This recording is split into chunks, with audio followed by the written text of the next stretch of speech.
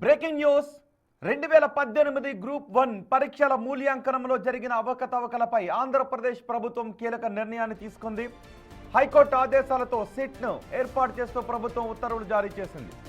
CID chief DG Ravishankar Ayyanar నేతృత్వంలో CID SP చక్రవర్తి సభ్యుడిగా ఈ సిట్ విచారణ జరగబోతోంది. మార్చి 16లోగా విచారణ నివేదికను హైకోర్టుకు సమర్పించాలని ధర్మాసనం ఆదేశించింది.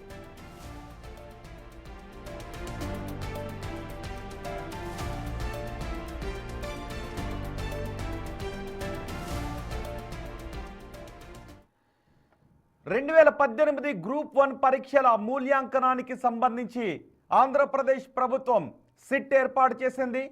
2018 గ్రూప్ 1 పరీక్షల మూల్యాంకనంలో అవకతవకలపై ఆంధ్రప్రదేశ్ ప్రభుత్వం ఈ సిట్ను ఏర్పాటు చేస్తూ కీలక నిర్ణయాన్ని తీసుకుంది. హైకోర్టు ఆదేశాలతో సిట్ను ఏర్పాటు చేస్తూ ప్రభుత్వం ఈ ఉత్తర్వులు జారీ చేసింది.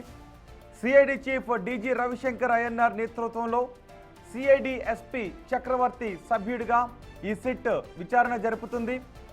మార్చి 16లోగా విచారణ జరిపి ఆ నివేదికను హైకోర్టుకు సమర్పించాలి అని ధర్మాసనం ఆదేశించిన నేపథ్యంలో ఆంధ్రప్రదేశ్ ప్రభుత్వం ఈ సిట్ను ఏర్పాటు చేసింది.